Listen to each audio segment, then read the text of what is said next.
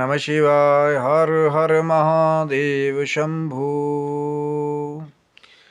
भगवान शिव की कृपा से और माँ जगदम्बा की कृपा से ही इस दिव्य ग्रंथ के पाठ की कृपा जो है प्राप्त होती है।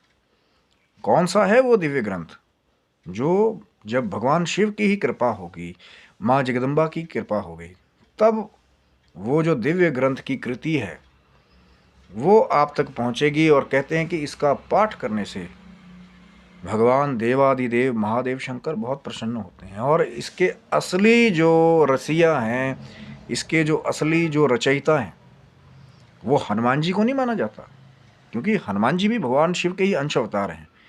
लेकिन जो इसके असली रचयिता हैं वो भूत भावन भोलेनाथ ही माने जाते हैं। लेकिन इस दिव्य ग्रंथ से जुड़ा हुआ एक ऐसा रहस्य है जो बहुत कम लोग या तो जानते हैं या तो जो गहन उसका अध्ययन करने वाले हैं, भगवान शिव की कृपा से इस रहस्य को वो जान लेते हैं कि वो कौन सा ग्रंथ है और क्या रहस्य जुड़ा हुआ है। आज ये हम लोग जो है चर्चा करने की कोशिश करेंगे। शिव शक्तोम चैनल पे आप लोग का हार्दिक स्वागत है। और भगवान शिव की कृपा से, माँ जगदम्बा की कृपा से एक और रहस्य से परिपूर्ण चर्चा, जो आज भी कलयुग में इसका प्रमाण जो है वो मौजूद है कि दिव्य ग्रंथ श्री गोस्वामी तुलसीदास जी द्वारा जिसकी रचना जो है भगवान शिव की माँ जगदम्बा की प्रेरणा से हुई, श्री रामचरितमानस। और इतनी सुंदर कृति है कि यदि जो ये इस रहस्य को जानने वाले हैं, हरि और हर के सम्मिलित रहस्य को जानने वाले, तो जब श्री रामचंद्र जी का नाम का पाठ बहुत ही भाव के साथ, बहुत भक्ति के साथ जो है लिया जाता है, या राम कथा जिसके असली रचयिता भगवान भूत भावन भोलेनाथ हैं, वो बहुत प्रसन्न होते हैं। लेकिन क्या आप जानते हैं कि इसी दिव्य कृति से जुड़ा हुआ एक और रहस्य है जो भगवान शंकर ने खुद बदला था। कि बाबा तुलसी जब ये रचना कर रहे थे तो उनकी तरफ से कुछ और कोशिश की जा रही थी कि इस ग्रंथ को कुछ और प्रारूप मिले, ताकि बाकी जो हमारी सनातन या जो संस्कृत के जो कुछ दिव्य ग्रंथ हैं, कुछ कृतियां हैं, उनमें ये शामिल हो। लेकिन भगवान शिव जी तो शिव जी ठहरे। बहुत सारे अब यही सबूत मिलते हैं कि महादेव की वो कृपा है कि देवादिदेव भगवान शंकर जी के लिए कोई भी भेद किसी भी भक्त में नहीं है। चाहे वो किसी जाति वर्ण का हो, चाहे वो राक्षस जाति का हो, चाहे वो देव योनि का हो, चाहे मानव योनि का हो, उनके लिए किसी के लिए भी कोई भेदभाव नहीं है, सब बराबर। और इसी आदर्श के साथ भगवान शंकर जो है, ये जो दिव्य ग्रंथ है श्री रामचरितमानस, वो भगवान शिव जी ने ऐसा कृपा की कि आज उसको सब तक जो है पहुंचने में बहुत मदद मिली। कि वो रहस्य यह है कि जब गोस्वामी तुलसीदास जी रचना कर रहे थे श्री रामचरितमानस की, गहन अध्ययन उन्होंने भी किया, तो वो चाहते थे कि जो ये दिव्य कृति है ये संस्कृत भाषा में हो। अब संस्कृत के भेद, जो पहली ओल्डन संस्कृत होती थी जिसके बहुत कम विद्वान अब रह गए हैं, वो बहुत कठिन एक जो लैंग्वेज का प्रारूप है, भाषा का प्रारूप है, वो प्राप्त होता है, वो बहुत कठिन थी। जो पहली वैदिक संस्कृत, जिनमें पुराने भोजपत्रों पे जो सारांश जो है वो मिले हैं ऋषि मुनियों के द्वारा। लेकिन अब जो लौकिक संस्कृत उसके हिसाब से भी, लेकिन बाबा तुलसी के समय में उस संस्कृत में उस कृति को करना ये बड़ा कठिन कार्य होता था। तो बाबा तुलसी ने भी भगवान शिव की माँ जगदम्बा की प्रेरणा से बहुत श्रम के द्वारा जब उस कृति को लिख रहे थे तो वो चाहते थे कि वो संस्कृत भाषा में हो। लेकिन भगवान शंकर ये चाहते थे कि सभी उसको पढ़ें, कि वो सिर्फ सांस्कृतिक विद्वानों तक सीमित ना रह जाए कि आपको किसी को बुलाना पड़े फिर पाठ करें। वो चाहते थे कि सब इसको पढ़ें। तो भगवान शिव की कृपा से जितनी ही कृति बाबा तुलसी तैयार करते थे, भगवान शिव की कृपा से वो अपने आप ही वो कृतियाँ जो है वो अवधी भाषा में या देसी जो लैंग्वेज है उसमें कन्वर्ट हो जाता था कि सब उसको पढ़ पाएँ। कोई किंतु परंतु या सिर्फ कुछ सांस्कृतिक जो विद्वान है उन तक वो सीमित ना रहे। और आप आज भी खुद प्रैक्टिकली जा कर के देखेंगे तो वो जो श्री रामचरितमानस की सुंदर चौपाइयाँ हैं। वो अवधि जो जैसी अब कई ब्रज का उसमें जो है वो समावेश की पूरी एक अलग कंट्रोवर्सी है। तो भगवान शिव की कृपा से वो संस्कृत में ना होकर के वो फिर ऐसी भाषा में, सरल भाषा में बदल गया जब सब उसको पढ़ पाए, कोई भी हो, कोई किसी जाति का हो, कोई किसी वर्ण का हो, चाहे बहुत पढ़ा लिखा ना हो। ये भगवान शंकर की कृपा थी, क्योंकि देवादिदेव महादेव शंकर ही वो कृपा करने वाले हैं कि भूखे को रोटी और प्यासे को पानी, बाबा अमरनाथ पर फानी, मानव धर्म की जो सारी संपूर्ण मानव जाति है। अब क्योंकि बाबा तुलसी ये चाहते थे कि कहते हैं कि जो प्रमाणिक जो स्वरूप है वो मिले। बाबा तुलसी ये चाहते थे कि प्रमाणिकता जो है वो मिले और प्रमाणिक स्वरूप जो है वो प्राप्त हो इस कृति को।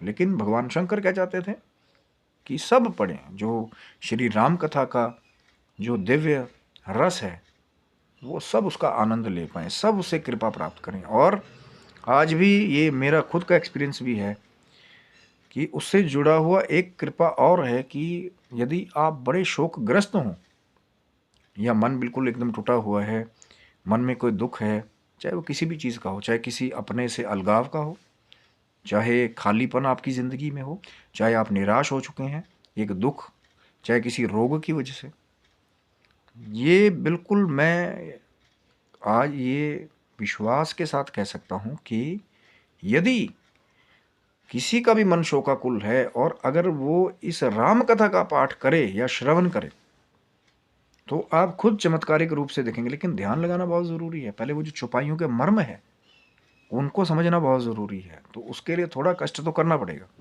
कि यदि आप किसी मेंटल डायलेमा में भी हैं या किसी डिप्रेसिव स्टेट में हैं, सिर्फ एक ही चौपाई या 5 चौपाइयाँ अगर आप श्रवण कर पाएँ, आप पाठ कर पाएँ, तो ये मेरा विश्वास है और मेरी ज़िंदगी का किया हुआ प्रैक्टिकल है कि जब मेरी भी नैया बहुत दुख के सरोवर में थी, कष्ट के सरोवर में थी, एक लंबी कहानी है। ये मेरा और भगवान शिव का एक रहस्य है कि जो महादेव जानते हैं या मैं जानता हूँ, वो पूरा पूरा प्रारूप हर कोई नहीं जानता। कोई ऐसे भी हैं जो उस दुख की वेला को जानते हैं, लेकिन जो मेरी आत्मा की जो पूरी अभिव्यक्ति उस समय हुई वो महादेव जानते हैं या मैं जानता हूँ, या माँ जगदम्बा जो संपूर्ण जगत को पैदा करने वाली हैं वो जानती हैं। तो उस दुख की घड़ी में भगवान शिव की कृपा से कोई संत विभूति का हाथ सिर पे आया, तो इस दिव्य श्री रामचरितमानस की जो श्रवण की कृपा है वो प्राप्त हुई और वहीं से जीवन जो है वो आशावादी भी हो गया। क्योंकि जो मन था जिसे कहीं विश्राम नहीं मिल रहा था, जिसे कहीं आराम नहीं मिल रहा था, जो विचलित मन था, तो फिर जब कृपा हुई, जब ये अमृत रस मिला श्री रामचरितमानस का, जो मिलता है सिर्फ भगवान शिव की कृपा से, याद रखिएगा। क्योंकि ये श्री रामचंद्र जी ने भी कहा है कि भगवान शिव जी की कृपा के मेरी भक्ति जो है वो कोई प्राप्त नहीं कर सकता। ये मेरा स्वरूप जो है, जो कलयुग में साक्षात श्री रामचंद्र जी की कृपा का स्वरूप है, श्री रामचरितमानस का प्रारूप कोई एक चौपाई भी प्राप्त नहीं कर सकता। ये मैं पूरे विश्वास के साथ कह सकता हूँ। लेकिन भगवान शिव की कृपा हुई, दिव्य श्री रामचरितमानस का रस जो है वो भगवान शिव की कृपा से प्राप्त हुआ। जिंदगी में वो जो डिग डोले खाती जो नैया थी, फिर सब तूफान जो लग रहा था कि बवंडरों में ज़िंदगी फंस चुकी है अब किसी भी पल जो है। और ये वही समय होता है जब गलत समुद्रों में जो हमारी यंग जनरेशन है या जो हमारा यूथ है, कई बार वो वहाँ पे गलत चीज़ों का सहारा भी लेता है। लेकिन मैं ये कहता हूँ, अगर आप निराश हैं, डिप्रेस भी हैं, तो गलत चीज़ों का सहारा मत लीजिए। जो नाव भेजी है महादेव ने, श्री रामचंद्र जी की कृपा वाली श्री रामचरितमानस सुंदर कृति, जिसको बाबा तुलसी पहले संस्कृत में बनाने की कोशिश कर रहे थे, लेकिन इसीलिए महादेव ने जो है एक ऐसी सरल भाषा में खुद उसको रूपांतरित कर दिया कि सब पढ़ पाए, सरलता से सब उसका लाभ लें। चाहे आपके दुख को, शोक को दूर करने का आशीर्वाद हो, चाहे सुख समृद्धि प्राप्त करने का आशीर्वाद हो, चाहे वैराग्य को प्राप्त करने की बात हो, या जो सबसे बड़ी मूल है, जो काकभूषणी जी ने कहा था श्री रामचरितमानस में कि जो सब सुखों की मूल है वो भक्ति ठाकुर की सबसे अनमोल है, वो भक्ति श्री रामचंद्र जी की अनमोल है, वो भक्ति महादेव की सबसे अनमोल है। लेकिन ये हरि और हर का बहुत सुंदर रहस्य है। जब कृपा हो जाती है महादेव की, तब ये रहस्य जो है वो पता चलता है बहुत गहराई में जाकर के। लेकिन अगर उसी आडंबर में आप फंसे रहेंगे कि हरि बड़े हैं या हर बड़े हैं, तो याद रखिएगा कि वो जो खजाना है भक्ति के समुद्र के अंदर छुपा हुआ, वहाँ तक पहुँच पाना आपके लिए कठिन होगा। फिर वो रह जाओगे उसी आडंबर में, आप ये बड़े हैं या वो बड़े हैं। और जब ये पता चल जाएगा कि हरि और हर का एक बहुत ही सम्मिलित सुंदर प्रारूप है, जब ये भेद जान लेंगे तो फिर सब दिशाएं आपके लिए अनुकूल होंगी, सब दिशाएं आपके लिए आनंद देने वाली होंगी। आशा करता हूँ वीडियो आपको अच्छा लगा होगा। ये जो रामचरितमानस का रहस्य था आपको पता था, नहीं पता था तो ज़रूर जो है हर हर महादेव जो है कमेंट बॉक्स में आप लिख सकते हैं मर्यादित शब्दों में। और चैनल को सब्सक्राइब रखिए, आगे और भी बहुत कुछ रहस्यपूर्ण चर्चा भगवान शिव की माँ जगदम्बा की कृपा से आने वाली है। तब तक के लिए आप सभी भक्तों को हर हर महादेव शंभु। जय माता दी, जय श्री राम।